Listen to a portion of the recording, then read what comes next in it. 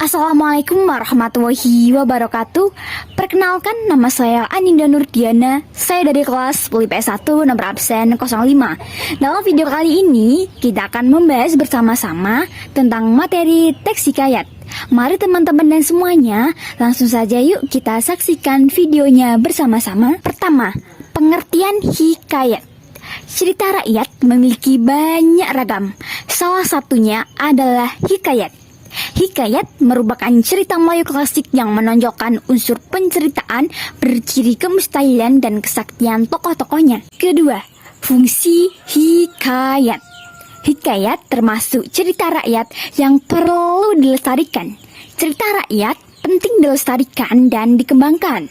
Setidaknya ada 3 fungsi cerita rakyat yang mengharuskan kita tetap melestarikannya, yaitu 1. Sebagai sarana hiburan. Kedua, sebagai sarana pendidikan, karena di dalamnya terkandung banyak nilai yang dapat diteladani dalam kehidupan. Yang ketiga, sebagai sarana menunjukkan dan melestarikan budaya bangsa, karena dari cerita rakyat dapat dikokohkan nilai sosial dan budaya suatu bangsa. Ketiga, mengidentifikasi karakter hikayat. Adapun karakteristik hikayat antara lain 1. Kemustahilan. Salah satu ciri hikayat adalah kemustahilan dalam teks, baik dari segi bahasa maupun dalam segi cerita. Kemustahilan berarti hal tidak logis atau tidak bisa dinalar yang terjadi. Kedua, kesaktian tokoh. Selain kemustahilan, seringkali dapat kita temukan kesaktian para tokoh dalam hikayat. Kesaktian yaitu tokoh yang memiliki kekuatan atau keajaiban. Contohnya, kesaktian dalam hikayat Indra Bangsawan. Yang ketiga, anonim. Anonim berarti tidak diketahui secara jelas nama pencerita atau pengarang. Hal tersebut disebabkan cerita disampaikan secara lisan. Bahkan dahulu masyarakat mempercayai bahwa cerita yang disampaikan adalah nyata dan tidak ada yang sengaja mengarang. Keempat, istana sentris. Hikayat seringkali bertema dan berlatar belakang kerajaan. Hikayat bercerita sebuah soal tokoh di mana dia berkaitan dengan kehidupan dalam sebuah istana ataupun kerajaan. Dalam hikayat seringkali tokohnya raja, pangeran, putri, dan orang terdekat keluarga kerajaan. Yang keempat, mengidentifikasi nilai-nilai dalam hikayat. Nilai adalah sesuatu yang berharga, bermutu, menunjukkan kualitas dan berguna bagi manusia. Dalam karya sastra, nilai berwujud makna di balik apa yang dituliskan melalui unsur intrinsik seperti perilaku, dialog, peristiwa, latar, dan sebagainya. Menurut Suherli dan kawan-kawan, terdapat 6 nilai dalam hikayat, yaitu yang pertama ada nilai religi. Nilai religi adalah nilai yang dikaitkan dengan ajaran agama.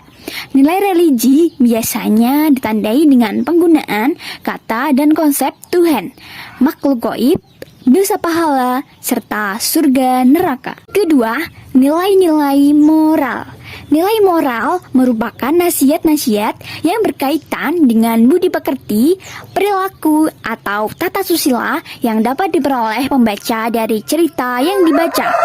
Ketiga, nilai sosial. Nilai sosial adalah nasihat-nasihat yang berkaitan dengan kemasyarakatan. Indikasi nilai sosial biasanya dikaitkan dengan kepatutan dan kepantasan bila diterapkan dalam kehidupan sehari-hari. Keempat, nilai estetika. Nilai estetika adalah berkaitan dengan keindahan dan seni. Kelima, nilai budaya. Nilai budaya adalah nilai yang diambil dari budaya yang berkembang secara turun-temurun di masyarakat. Ciri khas nilai budaya dibanding nilai lainnya adalah masyarakat takut meninggalkan atau menentang nilai tersebut karena takut sesuatu yang buruk akan menimpanya. Keenam, nilai edukasi. Nilai edukasi adalah nilai yang berkaitan dengan pendidikan. Kita telah memasuki struktur hikayat. Adapun struktur hikayat antara lain 1. Abstraksi. Abstraksi merupakan ringkasan atau inti dari cerita yang akan dikembangkan menjadi rangkaian-rangkaian peristiwa atau bisa juga gambaran awal dalam cerita. Abstrak bersifat opsional yang artinya sebuah teks hikayat boleh tidak memakai abstrak. 2. Orientasi. Orientasi adalah yang berkaitan dengan waktu, suasana, maupun tempat yang berkaitan dengan hikayat tersebut. Ketiga, komplikasi. Komplikasi berisi urutan kejadian-kejadian yang dihubungkan secara sebab akibat. Pada struktur ini, kita bisa mendapatkan karakter ataupun watak dari tokoh cerita sebab kerumitan mulai bermunculan. 4. Evaluasi. Struktur konflik yang terjadi yang mengarah pada klimaks mulai mendapatkan penyelesaian dari konflik tersebut. Kelima, resolusi. Pada struktur bagian ini, si pengarang mengungkapkan solusi yang dialami tokoh. Yang keenam, koda. Koda merupakan nilai ataupun pelajaran yang dapat diambil dari suatu teks cerita oleh pembacanya. Jenis-jenis hikayat. Adapun jenis-jenis hikayat antara lain: 1. Hikayat berunsur Hindu. Kedua, hikayat berunsur Hindu-Islam. Ketiga, hikayat berunsur Islam. Jenis-jenis hikayat berdasarkan isi. Yang pertama ada jenis rekaan, kedua jenis sejarah, ketiga jenis biologi. Selanjutnya, ciri kebahasaan teks hikayat. Gaya bahasa atau penggunaan bahasa teks hikayat biasanya menggunakan bahasa Melayu klasik. Ciri bahasa yang dominan dalam cerita hikayat adalah A. Banyak menggunakan majas. Majas atau gaya bahasa yang sering dijumpai dalam teks hikayat antara lain: 1. Majas antonomasia. Majas antonomasia yaitu majas yang menyebut seseorang berdasarkan ciri atau sifatnya yang menonjol. Kedua, majas simile.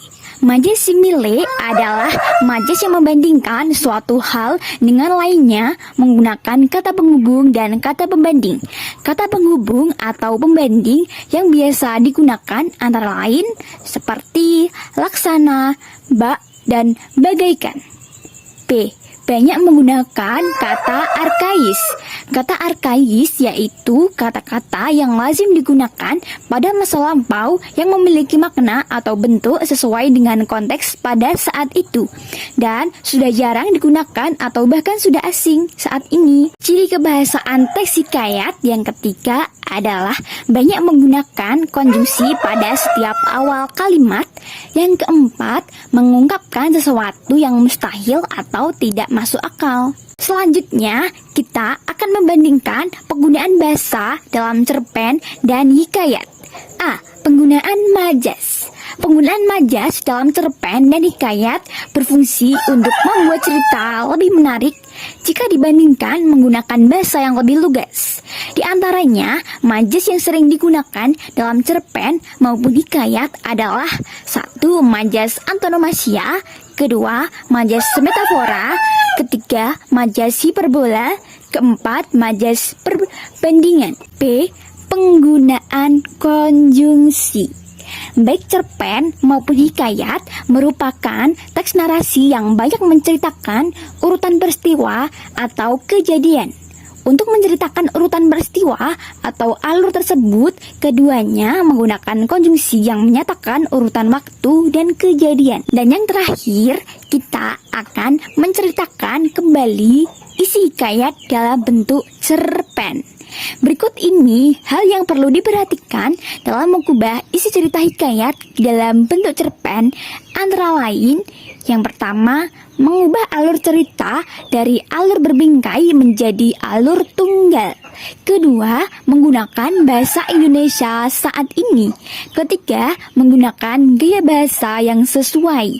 Keempat, tetap memperhatikan nilai-nilai yang terkandung di dalam hikayat.